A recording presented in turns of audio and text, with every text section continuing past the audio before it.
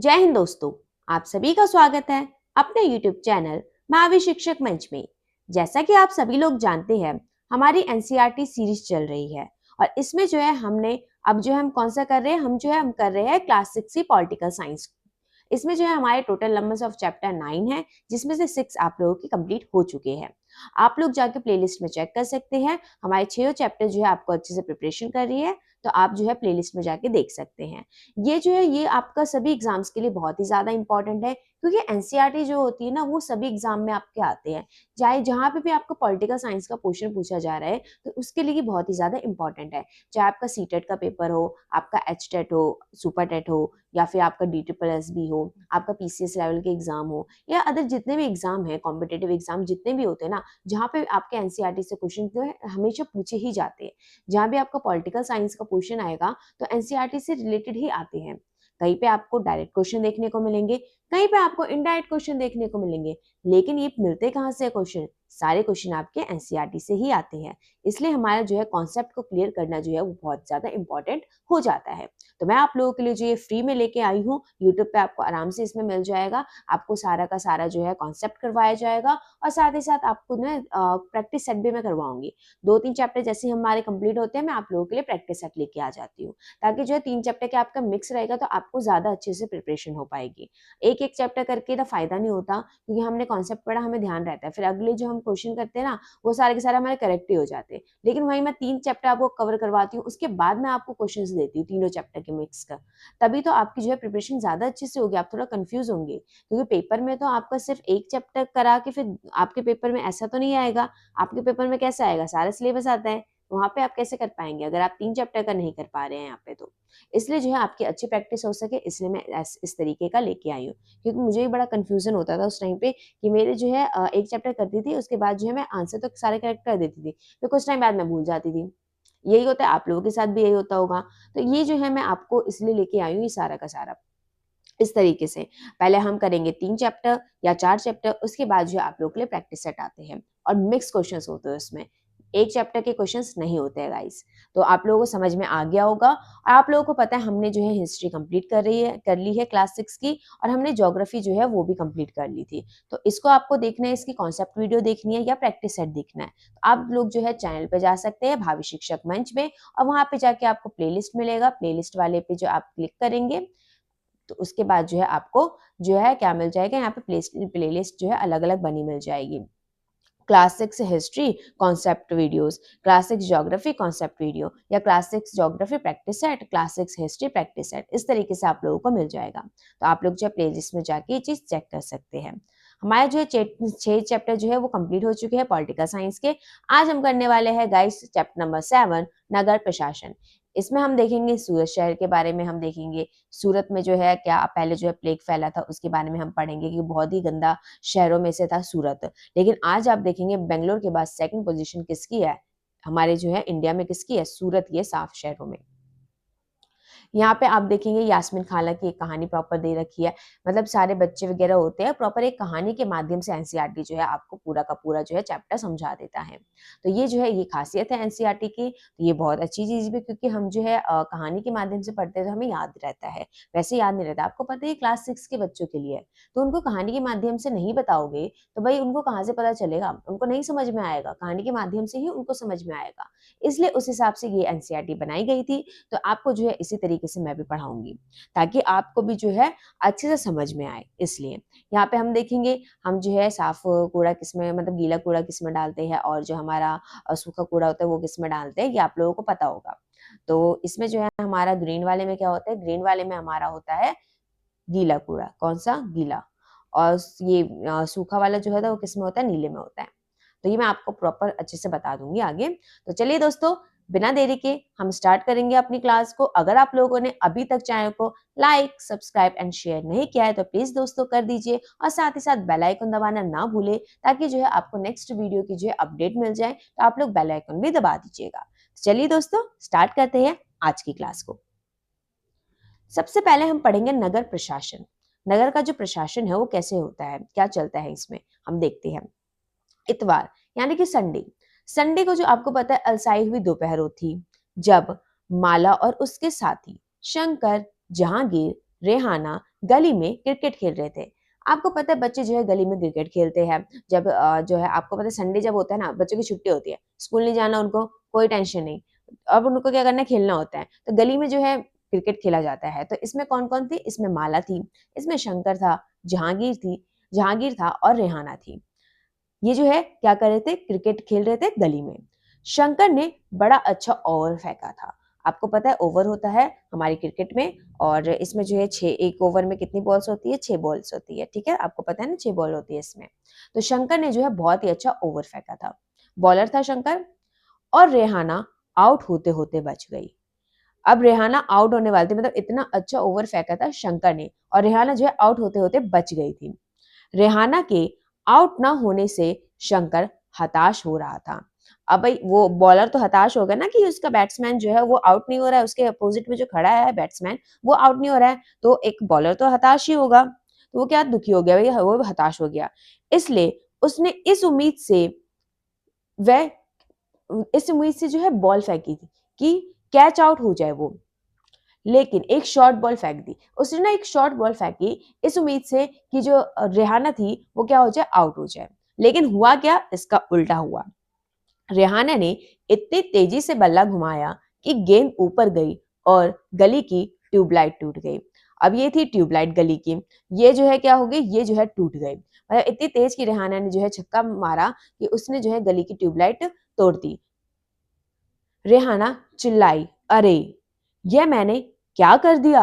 अब रेहाना को ये लगा, अरे यार ये क्या कर दिया मैंने, ट्यूबलाइट तोड़ दी गली की, अंधेरा हो जाएगा अब तो गली में। अब रेहाना को तो यही लग रहा था।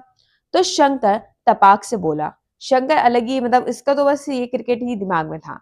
अरे हम ये नियम बनाना भूल गए थे कि अगर तुम्हारी गेंद से गली की ट्यूबलाइट टूट जाएगी तो तुम आउट मानी जाओगे। अब शंकर अलग, वो कह रहे हैं कि अगर तुमने गली की जो है ट्यूबलाइट तोड़ दी तो तुम आउट मानी गई।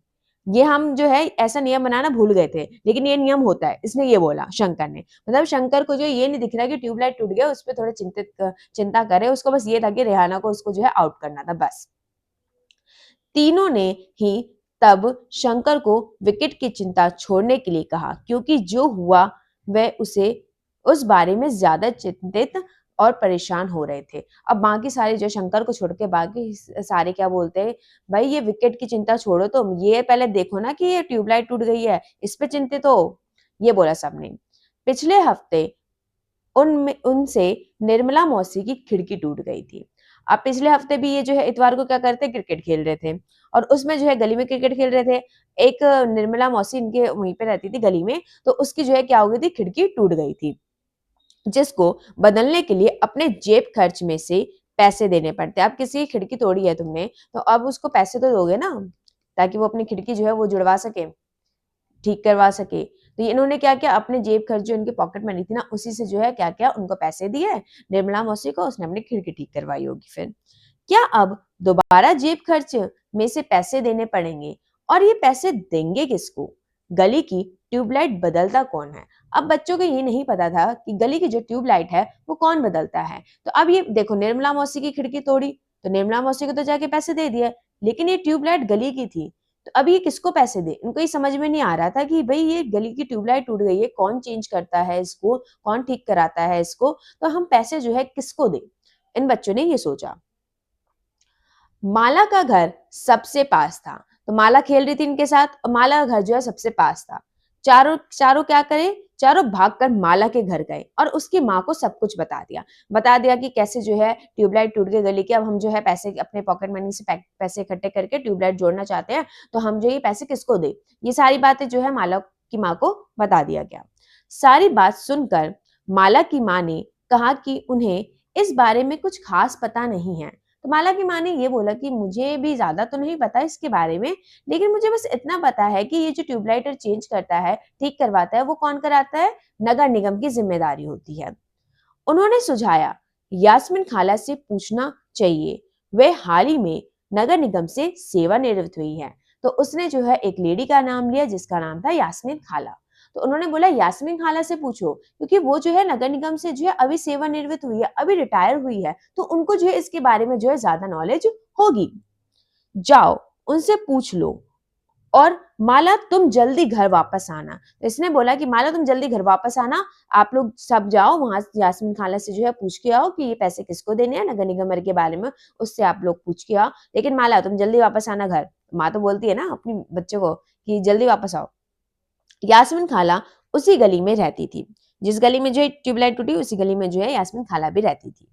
और माला की माँ से उनकी बहुत अच्छी दोस्ती थी। माला की माँ और यास्मीन खाला दोनों जो है क्या थी, बहुत अच्छी फ्रेंड थी।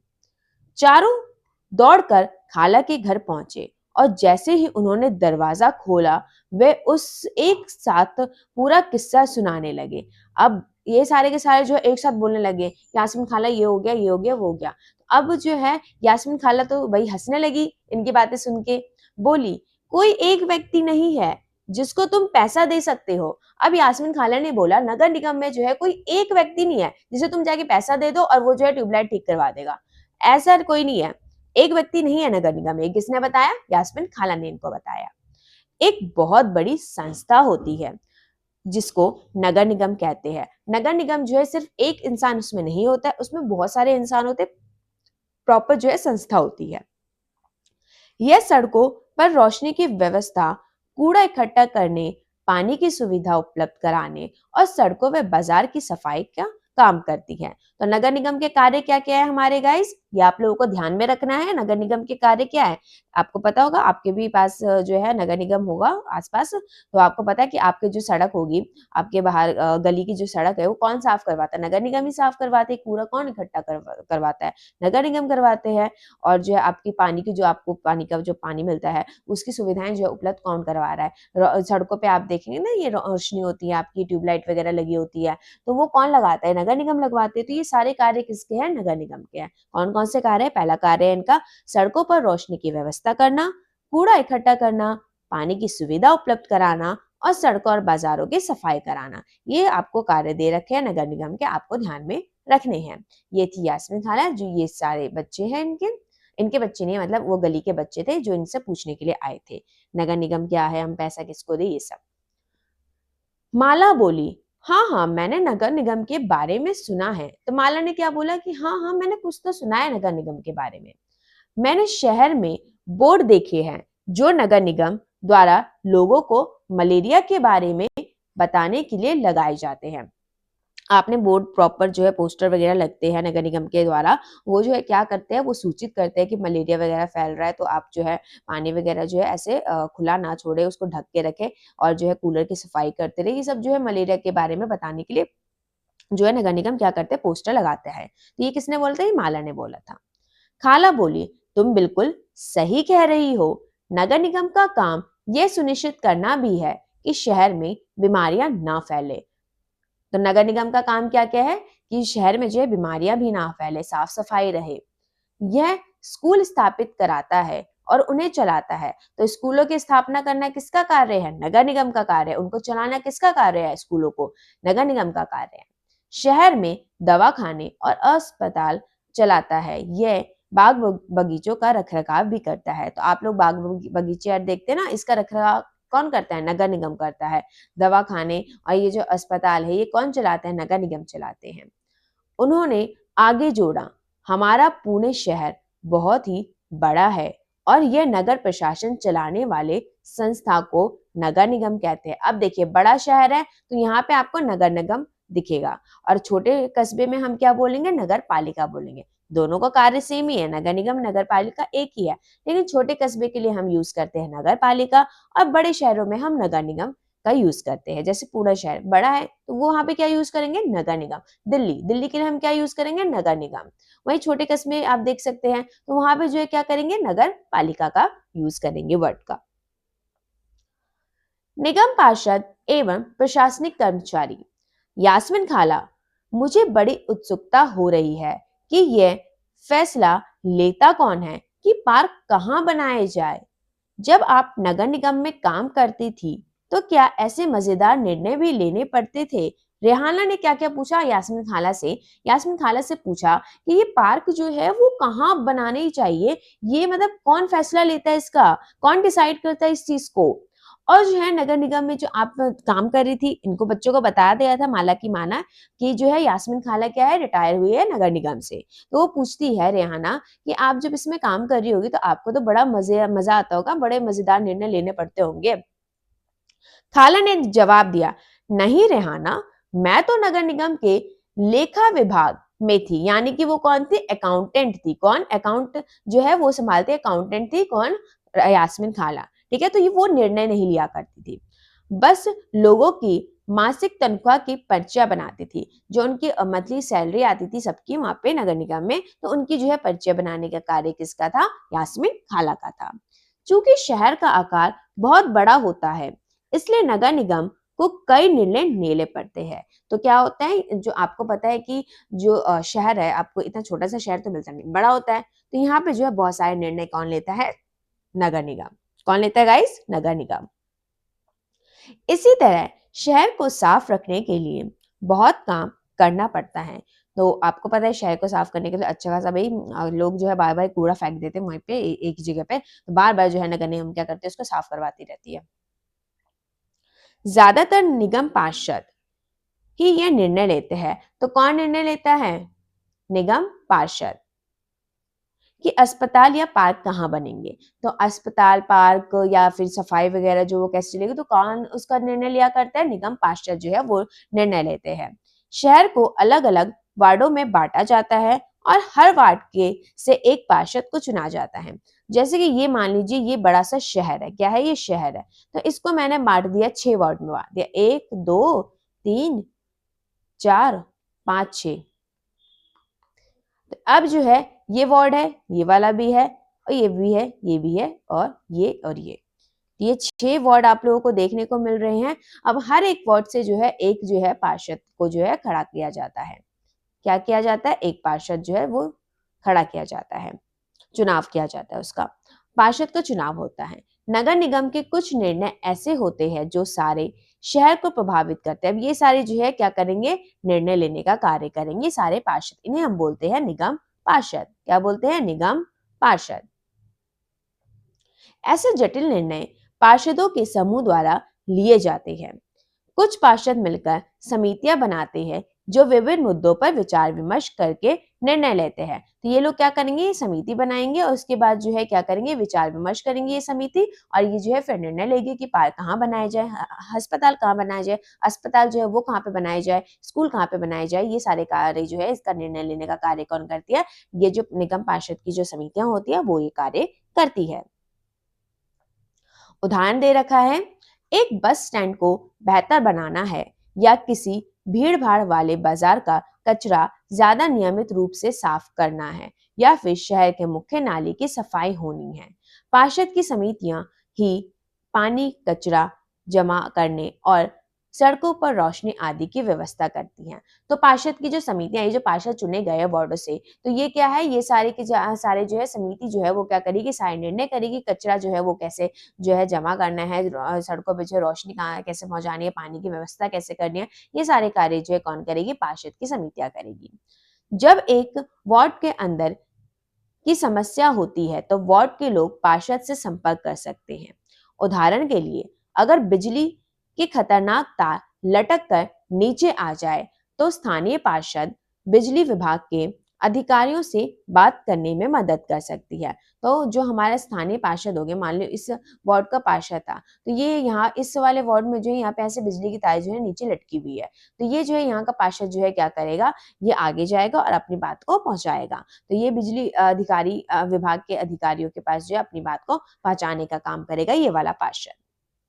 जहां पार्षद की समितियां एवं पार्षद विभिन्न मुद्दों पर निर्णय लेने का काम करते हैं, वहीं उन्हें लागू करने का काम आयुक्त यानी कि कमिश्नर और प्रशासनिक कर्मचारी करते हैं।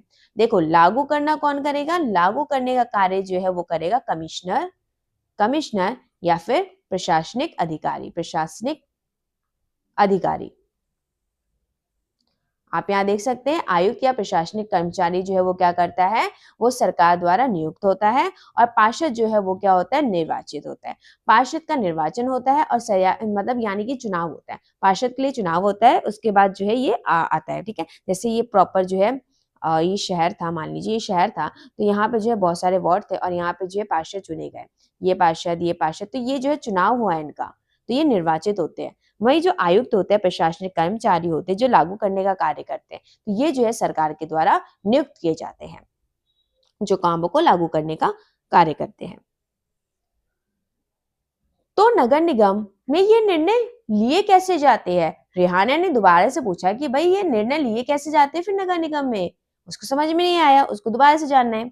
बच्चों के सवालों से खुश होते हुए यास्मीन खाले ने जवाब दिया, सारे वार्डों के पार्षद मिलते हैं और सबकी सम्मिलित राय से एक बजट बनाया जाता है। तो यहाँ पे जो है ये सारे के सारे पार्षद, इस शहर के जो सारे के सारे पार्षद थे वो क्या करेंगे, यहाँ पे मिलेंगे, उसके बाद जो है यहाँ पे क्या होगा, एक बजट को रेडी किया जाएगा कि इस में जो है इतना पैसा लगेगा और इसमें इतना, जैसे स्कूल बनाना है तो स्कूल की जो इंफ्रास्ट्रक्चर में जो है इतना पैसा लगेगा, जमीन में इतना पैसा लगेगा, तो ये सारा का सारा कार्य क्या होगा, बजट के अंदर दिया होगा। उसी बजट के अनुसार पैसा खर्च किया जाता है। अब इसी के साथ क्या होगा, इस पैसे को जो है खर्च किया जाएगा इसके अनुसार। पार्षद ये प्रयास करते हैं कि उनके वार्ड के विशिष्ट जरूरतें परिषद के सामने रखी जा सके। फिर ये निर्णय प्रशासनिक कर्मचारियों द्वारा क्रियान्वित किए जाते हैं। तो ये निर्णय जो है कौन करता है, ये करते हैं प्रशासनिक कर्मचारी जो है वो करते हैं। मैंने आपको पीछे बताया था, ये देखिए प्रशासनिक कर्मचारी और आयुक्त जो होते हैं, कमिश्नर जो होते हैं, वही निर्णय जो है करते हैं, लागू करने का कार्य जो है ये करते हैं। खाला बड़ी खुश थी क्योंकि किसी बड़े व्यक्ति ने तो आज तक उनके काम के बारे में पूछा नहीं था। बच्चों के सवालों ने उन्हें अपने अनुभव बांटने का एक मौका दिया था। मतलब कोई भी ऐसा बड़ा व्यक्ति नहीं था, कोई भी ऐसा व्यक्ति नहीं था जो खाला से इन सब टाइप के क्वेश्चंस पूछता था नगर निगम के बारे में या उनके कार्य के बारे में। तो ये जो है बच्चों से बहुत प्रभावित हुई कि बच्चों ने, इतने छोटे बच्चे और वो इतना कुछ जानना चाह रहे हैं। इसलिए शंकर ने बड़ी उत्सुकता से पूछा, अपना शहर तो इतना बड़ा है, इसकी देखभाल के लिए बहुत लोगों की जरूरत पड़ती होगी। खाला, तब तो नगर निगम में ढेर सारे लोग जो है वो काम क्या करते होंगे। वह अब तक क्रिकेट के मैच और अपने अधूरे ओवर की बात बिल्कुल भूल चुका था। तो शंकर का आपको पता था वो क्या कर रहा था, उसको जो है हराना था सामने वाले को, तो वो क्या कर रहा था, वो बस क्रिकेट के बारे में ही सोच रहा था। लेकिन उसके बाद जो है अब उसको भी इंटरेस्ट आ गया। अब वो भी पूछ रहे हैं कि भाई हमारा शहर तो बहुत बड़ा है, तो नगर निगम में तो बहुत सारे लोग होंगे। इसने ये क्वेश्चन पूछा किससे, यास्मीन खाला से। दरअसल शहर में काम को अलग अलग विभागों में बांट देते हैं, जैसे जल विभाग, कचरा जमा करने का विभाग, उद्यानों की देखभाल करने का विभाग, सड़क व्यवस्था का विभाग इत्यादि। मतलब सब काम के लिए ना अलग अलग है कि मतलब कचरा उठाने का विभाग एक अलग बनाया है, जल विभाग जो है वो अलग है, मतलब पानी जो है सबको उपलब्ध हो तो उसका जल विभाग जो है अलग है। आपका जो उद्यानों की देखभाल जो है वो अलग है, सड़क व्यवस्था जो है करना वो उसका विभाग अलग बनाया गया है। तो शहर में भाई बहुत बड़ा शहर है तो सबका विभाग अलग अलग बांट दिया गया, फिर उसमें जो लोग होते हैं वो उसमें कार्य करते हैं। मैं नगर निगम के सफाई विभाग में थी, उसी के लेखा विभाग में हिसाब किताब का काम करती थी। तो यास्मीन खान ने क्या बोला कि मैं जो है सफाई विभाग में थी और उसमें जो है हिसाब किताब यानी कि अकाउंटेंट का जो है कार्य किया करती थी। खाला बड़े इत्मीनान से बता रही थी। फिर बच्चों के खाने के लिए रसोई में कबाब लाने चल पड़ी। जहांगीर ने रसोई में खड़े खड़े तेजी से अपने कबाब खा लिए। फिर ऊंची आवाज में वहीं से बोला, यास्मीन खाला, नगर निगम जिसे कूड़े कचड़े को इकट्ठा करता है वह जाता कहाँ है। तो यास्मीन खाला से जो है जहांगीर ने पूछा कि ये जो नगर निगम है वो कूड़े को इकट्ठा कर रहा है, कचड़े को इकट्ठा कर रहा है, तो अब वो जो इकट्ठा किया हुआ कचरा वो जाता है तो जाता कहाँ है। ये पूछा किसने, ये पूछा था जहांगीर ने। यास्मीन खाला ने बताना शुरू किया, इस सवाल का जवाब बड़ा मजेदार है। जैसा कि तुम जानते हो, कचरा लगभग हर गली में ही फैलता रहता है। पहले हमारे पड़ोस का भी यही हाल था। तो ये जो इस गली में रहते थे वहीं पे जो है हमारे पड़ोस में जो है यही हाल था। ये मतलब गली गली में बार बार जो है क्या हो रहा था, कचरा जो है बार बार फैला जा रहा था। तो चारों तरफ कूड़ा फैला रहता था। इसने क्या बोला, हमारे गली का भी यही हाल था और यहाँ पे भी जो है कूड़ा फैला रहता था। अगर कूड़े को इकट्ठा करके हटाया ना जाए तो मक्खियां भिनभिनाती रहती है और आसपास कुत्तों चूहों का जमावड़ा हो जाता है। आपको पता है यहाँ पे गंदगी प्रॉपर होगी तो वहाँ पे कुत्ते आएंगे, वहाँ पे जो है चूहे आएंगे और पूरी प्रॉपर जो है यहाँ पे मक्खियाँ वगैरह भिनभिनाती रहेगी, फिर वही आपके खाने पे आएगी। वही मक्खियाँ जो है जो यहाँ पे कचड़े में जो भिनभिना रही थी वही आपके खाने पे आएगी, तो आपको जो है क्या मिल रहा है, एक दूषित खाना मिल रहा है, अनहेल्दी फूड आपको मिल रहा है। फिर लोग इसकी बदबू से बीमार भी पड़ जाते हैं। अब इसमें से स्मेल भी आएगी, इस कूड़े में से स्मेल आएगी, तो इससे क्या होंगे, बीमार भी पड़ते हैं लोग। एक और बुरी बात यह थी कि बच्चों ने गली में क्रिकेट खेलना छोड़ दिया था क्योंकि उनके घर वालों को यही डर लगा रहता था गली में अधिक समय रहने से बच्चे बीमार पड़े। भाई इतनी स्मेल है यहाँ पे, इतनी गंदगी है, तो बच्चे वहां पे क्या क्रिकेट खेलेंगे? नहीं खेलेंगे। उनकी फैमिली को तो ये डर लगा रहेगा ना कि इतनी गंदगी में बच्चे क्रिकेट खेल रहे हैं तो हमारे बच्चे क्या होंगे, हमारे बच्चे बीमार पड़ जाएंगे। तो इसलिए जो है उस गली में जो है क्रिकेट खेलना जो है बंद हुआ। लोगों ने जो है अपने बच्चों को भेजना बंद कर दिया। यहाँ पे आप देख सकते इतना कूड़ा कचरा पड़ा हुआ है यहाँ पे क्या आप क्रिकेट खेलना पसंद करेंगे? नहीं करेंगे। लोगों का विरोध। यास्मीन खाला ने अपनी बात जारी रखी। मोहल्ले की औरतें इन सबसे बड़ी नाराज थी। वह सलाह लेने मेरे पास भी आए। तो ये जो है इतनी गंदगी से जो है जो मोहल्ले की औरतें थे वो क्या थी, वो बहुत ज्यादा गुस्से में थी, बहुत ही ज्यादा नाराज थी वो, और वो जो है फिर मेरे पास भी आई थी इस बारे में बात करने के लिए। मैंने उन्हें कहा कि मैं विभाग के किसी अधिकारी से इस मामले में बात करने की कोशिश करूंगी। भाई ये तो अकाउंटेंट थी यास्मीन खाला, तो इतना तो इसके पास पावर नहीं था, तो वो क्या बस वो कह रही थी कि ठीक है मैं ना एक बारी बात करूंगी इस मामले में। मगर मैं भी निश्चित तौर पर यह बात नहीं कह सकती थी कि इसमें कितना समय लगेगा। अब उसको ही पता है कि मतलब कार्य जो है वो बड़ा धीरे धीरे होता है नगर निगम में, तो उसको पता था मैं तो अकाउंटेंट हूँ, मैं बात तो कोई पहुंचाऊंगी भी, तो उतना इसमें कितना ही टाइम लगेगा पता नहीं। इस पर गंगाबाई ने बताया कि हमें अपने वार्ड के पार्षद के पास इस समस्या को लेकर जाना चाहिए। भाई अपने वार्ड के पार्षद को हमने चुना है, पार्षद को हमने चुना है, इस पार्षद को, तो हमें जो अपनी समस्या इसके पास लेके जानी चाहिए। आखिर वोट दिया है हमने इसको, वोट देकर उसे हमने चुना है, उसके सामने हमें विरोध प्रदर्शन करना चाहिए। तो हम विरोध प्रदर्शन करेंगे तभी तो ये पार्षद हमारी बात सुनेगा। तो इसके सामने जाके जो है क्या हुआ, गंगाबाई ने बोला चलिए इसके सामने हम अपना जो है विरोध प्रदर्शन करते हैं, हम नारे वगैरह लगाते हैं, उसके बाद जो है ये हमारी बात जरूर सुनेगा क्योंकि हमने इसको वोट दे के बनाया है यहाँ का पार्षद। गंगाबाई ने महिलाओं के एक छोटे समूह को इकट्ठा किया और पार्षद के घर पहुंच गई। सभी औरतें घर के सामने जाकर नारे लगाने लगी। तब पार्षद घर के बाहर निकले और उन्होंने उनकी समस्या के बारे में पूछा। तो इन लोगों ने क्या किया, उनके सामने गए, पार्षद के घर के सामने, वहां पे नारे लगाए, वहां पे जो प्रदर्शन किया। उसके बाद जो है पार्षद जो है वो बाहर निकला और उनसे पूछा कि भाई क्या बात है बताइए। गंगाबाई ने अपने मोहल्ले की खराब हालत बयां की। पार्षद ने उन महिलाओं से वादा किया कि वे अगले दिन उनके साथ आयुक्त से मिलने जाएंगे। तो पार्षद ने इनको प्रॉमिस कर दिया कि ठीक है आपने मुझे अपनी समस्या बता दी, हम नेक्स्ट डे जो है जाएंगे वहां पे, अपने जो आयुक्त के पास जाएंगे और वहां पे जो है अपनी बात को रखेंगे।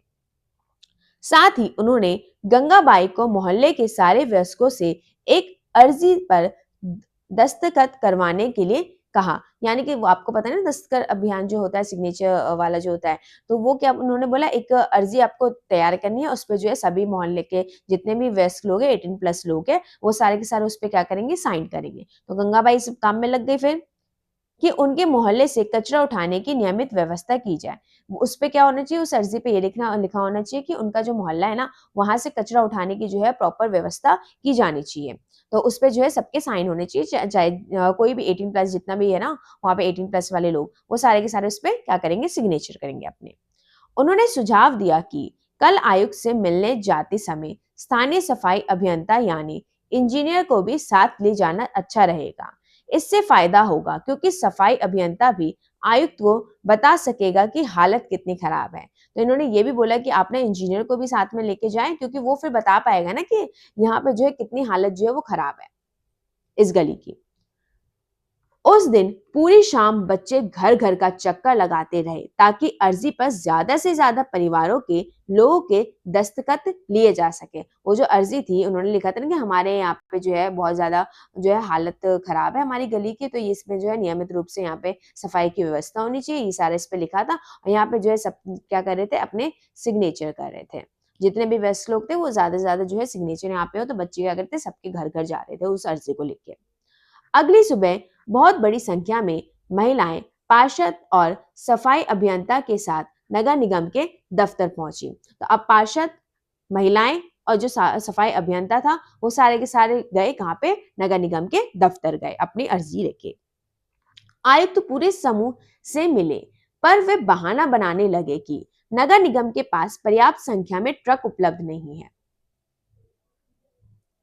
तो आयुक्त जो है वो क्या, उसने जो है सबसे मिले वो बोलने लगे कि भाई हमारे पास ना इतने ट्रक नहीं है कि हम हर जगह जाके जो है क्या करें, सफाई जो है वो कर पाए। नगर निगम के लोग ये बहाना बनाने लगे।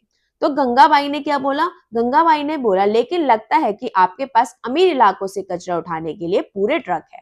तो गंगाबाई ने जो है एक टोंट दिया, उसने ये बोला कि ठीक है हमारे लिए तो आपके पास ट्रक नहीं है, लेकिन जो अमीर लोग हैं उनके, आपके वहां पे तो कोई गंदगी नहीं मची होती, वहां पे तो कोई कचरा नहीं होता, उनके लिए तो आपके पास पर्याप्त ट्रक है। किसने बोला, ये गंगाबाई ने बोला।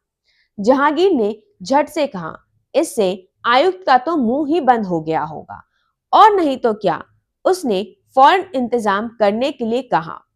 तो अब ऑब्वियसली उसका मुंह तो बंद हो जाएगा, ये बात सुन के किसी का ही मुंह बंद हो जाएगा। तो आयुक्त का क्या हुआ, मुंह बंद हो गया। उसके बाद जो है उसने क्या बोला कि ठीक है इंतजाम करते हैं हम इसके बारे में। यास्मीन खाले ने बताया, गंगाबाई ने आयुक्त को चेतावनी दी कि अगर 2 दिन के अंदर काम नहीं हुआ तो नगर निगम के सामने बहुत बड़ी संख्या में महिलाएं धरने पर बैठ जाएंगी। तब जो है गंगाबाई ने क्या बोला कि हम सारी की सारी महिलाएं जो है धरने पे बैठ जाएंगी, अगर आप लोगों ने 2 दिन के अंदर हमारी गली की सफाई नहीं की और नियमित रूप से आप लोगों ने सफाई नहीं की तो हम क्या करेंगे, धरने पे बैठ जाएंगे नगर निगम के आगे।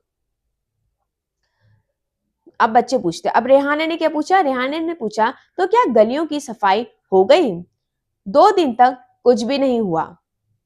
वो तो जब तक बहुत बड़े समूह ने विरोध प्रदर्शन किया, जोरदार नारे लगाए, तब जाकर बात बनी। ये 2 दिन तक इन लोगों ने जो है गंगाबाई को सीरियस नहीं लिया, इन्होंने 2 दिन तक कुछ भी नहीं किया। तो क्या क्या गंगाबाई ने जो है फिर क्या किया, प्रॉपर जो है विरोध प्रदर्शन किया, बहुत ही बड़ी मात्रा में जो है सारी महिलाएं वहां पे गई और विरोध प्रदर्शन हुआ। तब जाके जो है यहाँ पे सफाई वगैरह हुई थी इस गली में। अब मोहल्ले की सफाई नियमित रूप से होने लगी है।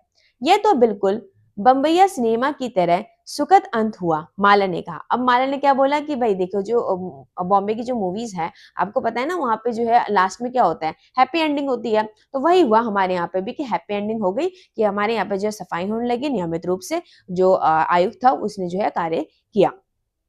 वह अपने आप को नेतृत्व करने वाली गंगाबाई की भूमिका में देखने का सपना देख रहे थे। ये तो बच्चे करते ही है, अपने आप को जो है इमेजिन करने लग जाते हैं। जो भी उनके सामने नायक या खलनायक होता है, कोई भी होता है, उसके हीरो होता है, हीरोइन होती है, उसको जो है अपने रूप में जो वो क्या करते हैं, अपने आप को उसके जगह पे जो है देखने लग जाते हैं, इमेजिन करने लग जाते हैं।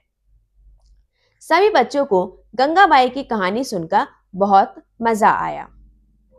उन्हें इसका आभास तो था ही कि मोहल्ले में गंगाबाई की खास इज्जत थी और लोग उन्हें बहुत मानते थे, मगर उसका कारण उन्हें अब समझ में आया। बच्चों को ये पता था कि गंगाबाई की जो है अपने मोहल्ले में जो बहुत ज्यादा क्या है, इज्जत है, लेकिन उन्हें ये नहीं पता था कि इज्जत है तो है क्यों। अब उनको समझ में आया कि ये इज्जत क्यों थी। बच्चों ने खाला का शुक्रिया अदा किया और जाने के लिए उठ खड़े हुए। जाते जाते रेहाना ने कहा, खाला बस एक आखिरी सवाल और है। घर पर अभी जो 2 कूड़ेदान है वो भी क्या गंगाबाई का सुझाव था? आपको पता है ना, एक ग्रीन कलर का कूड़ेदान होता है, एक जो है ब्लू कलर का होता है। तो इसने पूछा कि ये जो है, ये जो कूड़ेदान है, ये सुझाव जो है 2 कूड़ेदान का सुझाव जो है, क्या ये गंगाबाई ने ही दिया था? ये किसने पूछा? ये पूछा रेहाना ने।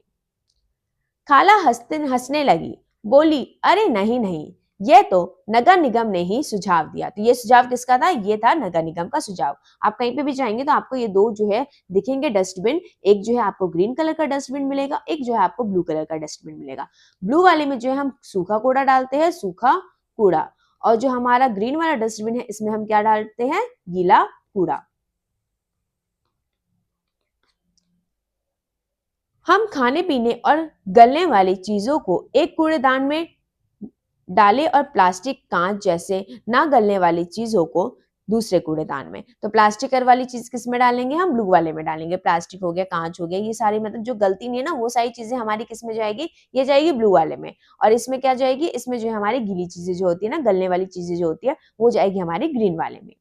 जब हम अपने कचरे की छटाई कर देते हैं तो नगर निगम वालों का काम थोड़ा आसान हो जाता है कि उनको फिर छटाई नहीं करनी पड़ती है, फिर आगे का प्रोसेस जो है वो आराम से कर पाते हैं। नगर निगम को पैसा कहाँ से मिलता है? तो इनको पैसा कहाँ से मिलता है? जो भी टैक्स वगैरह वसूल किए जाते हैं वहीं से जो है इनको पैसा मिलता है। मैक्सिमम जो पैसा मिलता है वो टैक्स से ही इनको पैसा जाता है। इतने सारे काम करने के लिए बहुत सारा पैसा चाहिए। निगम ये राशि अलग अलग तरीकों से इकट्ठा करती है। आपको पता है इतना सारा काम कर रहे हैं, स्कूल बनवाना, हॉस्पिटल बनवाना और जो है सफाई और करना ये नगर निगम का कार्य है और उनकी देखभाल करना जो है नगर निगम का कार्य है। तो ये जो है पैसा कहाँ से आ रहा है इनके पास, ये इनसे पूछा जा रहा है। इस क्वेश्चन इसमें मतलब प्रॉपर क्वेश्चन मार्क दिया हुआ है एनसीईआरटी की बुक में। उसके बाद जो इसी में इसका आंसर भी दे रखा है। इस राशि का जो है सबसे बड़ा भाग जो है कहाँ से आता है? जो लोगों से टैक्स लिया जाता है उससे।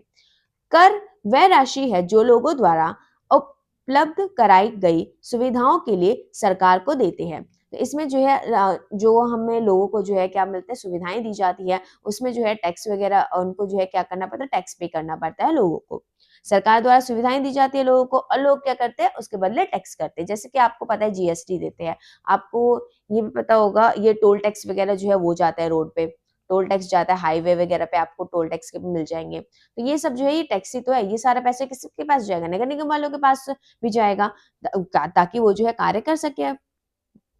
जिन लोगों के अपने घर होते हैं उन्हें संपत्ति कर देना होता है। तो आपको पता है यहाँ पे जो है कौन सा कर देना पड़ता है? संपत्ति कर। संपत्ति कर किन्हें देना पड़ेगा? जिनके पास जो अपने घर होते हैं। साथ ही पानी एवं अन्य सुविधाओं के लिए भी कर देना होता है। जितना बड़ा घर उतना ज्यादा कर। निगम के पास जितना पैसा आता है उसमें संपत्ति कर से केवल 25-30% पैसा ही आता है। शिक्षा पर भी कर लगता है। शिक्षा पे भी आप जब नोटबुक वगैरह खरीदेंगे तो आपको पता है ना वहां पे भी तो आपको टैक्स देना पड़ता है। अगर आप किसी दुकान या होटल के मालिक हैं तो उस पर भी कर देना पड़ता है। अगली बार जब आप सिनेमा देखने जाएंगे तो टिकट पर ध्यान से देखिएगा। हमें मनोरंजन के लिए भी हमें मतलब प्रॉपर हमें जो भी चीजें मिल रही सबके लिए आपको टैक्स देना ही पड़ेगा। आप दवाई खरीदेंगे आपको टैक्स देना पड़ेगा। एजुकेशन के लिए आपको क्या करना पड़ेगा? टैक्स देना पड़ेगा। एजुकेशन के लिए हमें टैक्स देना पड़ेगा। और इसके बाद हम जो है अपने जो सिनेमा घर और होते हैं उसमें आपको पता है कि जो हम मूवी देखने जाएंगे तो उस पर भी आप लोगों को क्या करना पड़ेगा? आप लोगों को टैक्स देना पड़ता है। कोई भी चीज आप करेंगे आपको टैक्स देना। आपने घर खरीदा आपको टैक्स देना पड़ेगा। आपके पास आप कोई दुकान चला रहे हैं तो आपको उस पर भी टैक्स देना पड़ेगा। तो हर चीज के लिए हमें क्या करना पड़ेगा? हमें टैक्स देना पड़ेगा। इस तरह अमीर लोग संपत्ति कर देते हैं, वही जनसंख्या का एक बड़ा हिस्सा सामान्य तरह के कर अधिक देता है। ठीक है, ये आपको समझ आ गया होगा। खाला के सेवानिवृत्त होने के बाद से क्या क्या बदलाव आए थे? जब खाला जो है वो क्या हुई थी, वो रिटायर हुई थी तो क्या क्या चेंजेस आए थे ये पूछा जा रहा है। यास्मीन खाला ने बच्चों को जो नहीं बताया वह यह है कि हाल के समय में पैसा बचाने के लिए कई नगर निगमों ने कचरा उठाने और उसे ठिकाने लगाने के लिए निजी ठेकेदार रख लिए थे। तो आपको पता है कि नगर निगम क्या करते हैं, वो क्या करेंगे, वो जो है ना पर्सनल जो है ठेकेदार जो है वो रख लिया करते हैं। प्राइवेट जो ठेकेदार होते हैं, प्राइवेट ठेकेदार होते हैं उनको रख लिया जाता है कचरा वगैरह उठाने के लिए। हालांकि ये काम किसका? नगर निगम का काम है, ये सरकारी काम है, ये प्राइवेट काम नहीं है। लेकिन यहाँ पे जो है क्या करेंगे, प्राइवेट ठेकेदारों को दे देंगे ताकि कम में जो है कार्य हो सके। इस वजह से इसे हम क्या कहते हैं? इसे ही हम कहते हैं निजीकरण। प्राइवेटाइजेशन जो है हम इसे कहते हैं निजीकरण। इसका मतलब है कि जो काम पहले सरकारी कर्मचारी करते थे वे काम अब निजी कंपनी करती है। तो वो काम कौन करेगी? अब वो जो है पर्सनल प्राइवेट जो कंपनीज होती है वो कार्य करने लगती हैं। जो गवर्नमेंट कर्मचारियों को करना चाहिए अब वो जो है निजी कंपनियां जो है वो करती हैं। निजी ठेकेदार जिन मजदूरों को कचरा जमा करने और उठाने के काम पर लगाती हैं उन्हें बहुत कम पैसा देती है। तो यहाँ पे जो है बहुत ही ज्यादा कम पैसा जो है उनको दे देती है। जो भी मजदूरी ये निजी ठेकेदार लगाते हैं, प्राइवेट कंपनीज लगाती हैं, तो वो क्या करेंगे, इन मजदूरों को बहुत ही कम पैसे दे देंगे ताकि इनको जो है मुनाफा ज्यादा हो सके ठेकेदारों को। उन मजदूरों की नौकरी अस्थायी होती है। आपको पता है परमानेंट नहीं होती है, टेम्परेरी होती है इनकी जो जॉब होती है। कचरा उठाने का काम काफी खतरनाक भी होता है। अक्सर उनके पास अपनी सुरक्षा के साधन नहीं होते हैं। अगर काम करते हुए वे घायल हो जाए तो उनकी देखभाल करने वाला कोई नहीं। अब वो काम करे, कचरा उठा रहे, इतना गंदा काम है एक तरीके से देखा जाएगा तो। कचरे को उठाना और इतनी गंदगी को उठाना, उनको खुद बीमारी हो जाती है, तो उनका ये बड़ा जोखिम भरा काम होता है। तो इनके लिए जो है कोई इनको देखभाल वगैरह कुछ नहीं मिलती है, ऊपर से पैसा भी कम देते हैं। एक हमारा उदाहरण दे रखा है यहाँ पे सूरत का। किसका? सूरत का, गुजरात के सूरत का।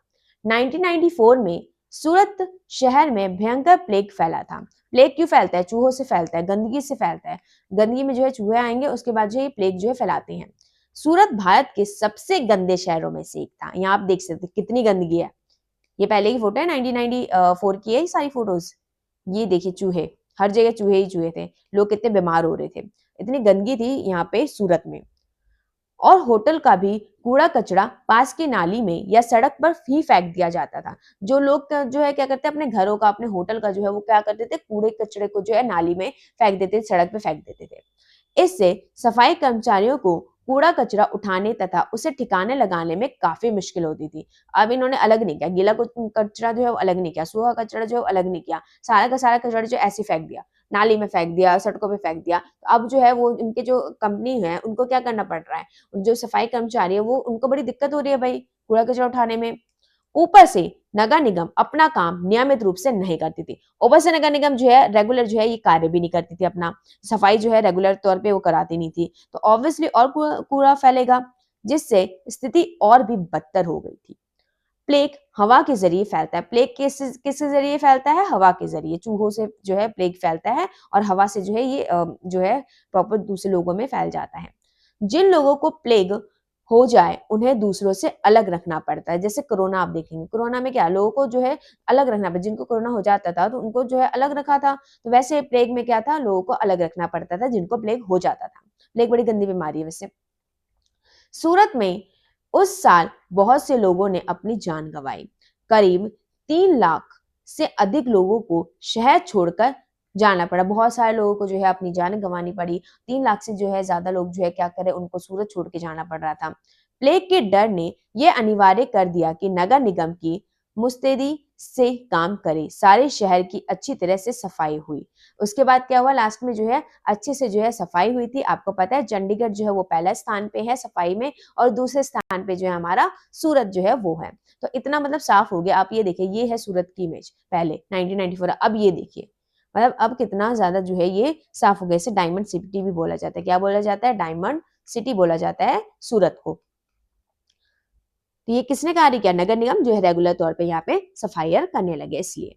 तो आज का चैप्टर हमारा गाइस कंप्लीट होता है। तो thank you so much guys. अब जो है हम नेक्स्ट वीडियो में मिलेंगे। अगर आप लोगों ने अभी तक चैनल को लाइक, सब्सक्राइब, शेयर और बेल आइकन नहीं दबाया तो प्लीज दबा दीजिए। आपको कॉन्सेप्ट वीडियो अच्छी लग रही हो, आपको रील्स अच्छे लग रहे हो, शॉर्ट वीडियो अच्छी लग रही हो, या आपको प्रैक्टिस सेट अच्छे लग रहे हो, तो प्लीज दोस्तों चैनल को जो है लाइक एंड सब्सक्राइब कर दीजिए, और बेल आइकन दबा देंगे तो आपको ही अपडेट जो है नेक्स्ट वीडियो की मिल जाएगी। इसलिए अब हम कल करने वाले हैं चैप्टर नंबर 8 को हम कल कंप्लीट कर लेंगे। तो जय हिंद दोस्तों, मिलते हैं नेक्स्ट वीडियो में।